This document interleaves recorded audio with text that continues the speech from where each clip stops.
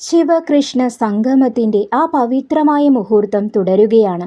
ഭഗവാൻ മഹാവിഷ്ണുവിനെ വൈകുണ്ഠനാഥനായി അഭിഷേകം ചെയ്തതുപോലെ ശിവന്റെ കാര്യത്തിലും ഭഗവാൻ കൃഷ്ണൻ സവിശേഷമായൊരു പദവി നിശ്ചയിക്കുന്നു. അത് വിവരിക്കുന്ന 48-ാം ശ്ലോകത്തിലേക്ക് നമുക്ക് പ്രവേശിക്കാം. 48-ാം ശ്ലോകം മഹാദേവന് സ്ഥാനം നൽകുന്നു.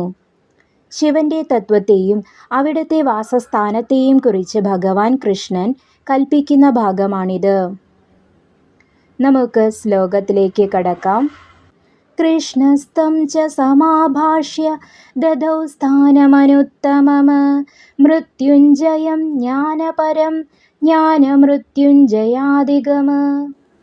പദാനുപദ അർത്ഥം: കൃഷ്ണ ശ്രീകൃഷ്ണൻ, തം അദ്ദേഹത്തോട്, ശിവനോട്, സമാഭാഷ്യ പ്രിയത്തോടെ സംസാരിച്ചിട്ട്, ദദൗ നൽകി, സ്ഥാനവും പദവിയും, അനുത്തമം അതിശ്രേഷ്ഠമായത്, മൃത്യുഞ്ജയം മരണത്തെ ജയിച്ച അവസ്ഥ, ജ്ഞാനപരം ജ്ഞാനത്തിൽ അത്യുത്തമമായ നില, ജ്ഞാനമൃത്യുഞ്ജയാധികം ജ്ഞാനം, മൃത്യുഞ്ജയത്വം തുടങ്ങിയ സകല ഗുണങ്ങളും അഥവാ സിദ്ധികളും.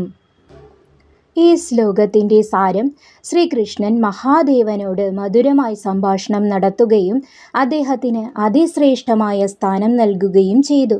മരണത്തെ ജയിക്കാനുള്ള ശക്തിയും, അതായത് മൃത്യുഞ്ജയത്വം, പരമമായ ജ്ഞാനവും അതുമായി ബന്ധപ്പെട്ട സകല ഐശ്വര്യങ്ങളും ഭഗവാൻ മഹാദേവന് നൽകി അനുഗ്രഹിച്ചു.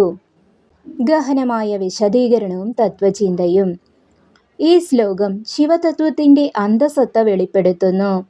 മൃത്യുഞ്ജയത്വം, വിക്ടറി ഓവർ ഡെത്ത്. പ്രപഞ്ചത്തിലെ സകലതും നാശത്തിന് വിധേയമാണ്, എന്നാൽ ശിവൻ കാലാതീതനാണ്. ഭഗവാൻ കൃഷ്ണൻ ശിവനെ മൃത്യുഞ്ജയനാക്കി മാറ്റുക വഴി ജ്ഞാനത്തിന് മരണമില്ല എന്ന വലിയ സത്യമാണ് നമ്മെ പഠിപ്പിക്കുന്നത്. ജ്ഞാനത്തിൻ്റെ അധിപൻ. ജ്ഞാനമിച്ഛേദ് മഹേശ്വരാത്.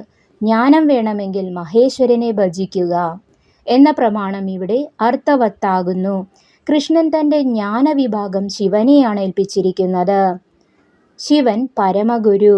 സൃഷ്ടിക്ക് ബ്രഹ്മാവും പാലനത്തിന് വിഷ്ണുവും ഉള്ളതുപോലെ ജീവാത്മാക്കൾക്ക് ജ്ഞാനം നൽകി അവരെ സംസാര ബന്ധനത്തിൽ നിന്ന് മോചിപ്പിക്കാനാണ് ഭഗവാൻ ശിവനെ നിയോഗിച്ചിരിക്കുന്നത്. ഗുരുനാഥൻ്റെ ഉപദേശം: വത്സ, നിന്റെ ജീവിതത്തിൽ ഭയത്തെ, പ്രത്യേകിച്ച് മരണഭയത്തെ മാറ്റണമെങ്കിൽ നീ ജ്ഞാനം സമ്പാദിക്കണം. അറിവുള്ളവന് മരണമില്ല, കാരണം അവൻ തൻ്റെ ആത്മാവ് അമരമാണെന്ന് തിരിച്ചറിയുന്നു. ഭഗവാൻ കൃഷ്ണൻ ശിവന് നൽകിയ ഈ പദവി നിനക്കുള്ളൊരു സന്ദേശമാണ്. ഭക്തിയോടൊപ്പം ജ്ഞാനവും വളർത്തിയാൽ മാത്രമേ നീ മൃത്യുഞ്ജയൻ, അതായത് പ്രതിസന്ധികളെ ജയിക്കുന്നവൻ ആവുകയുള്ളൂ. മഹാദേവൻ തൻ്റെ പദവി സ്വീകരിച്ചു. ഇനി 49-ാം ശ്ലോകത്തിൽ ഭഗവാന്റെ മറ്റൊരു ഭാഗത്തു നിന്ന് ആരുടെ ആവിർഭാവമാണ് ഉണ്ടായത് എന്ന് നമുക്ക് നോക്കാം.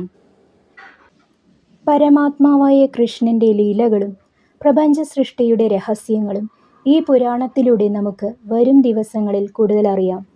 ഇന്നത്തെ ഈ ഭാഗം നിങ്ങൾക്ക് ഇഷ്ടമായെങ്കിൽ ഇത് മറ്റുള്ളവരിലേക്കും പങ്കുവയ്ക്കുക. അടുത്ത ശ്ലോകങ്ങളുമായി നമുക്ക് വീണ്ടും കാണാം. നന്ദി, നമസ്കാരം.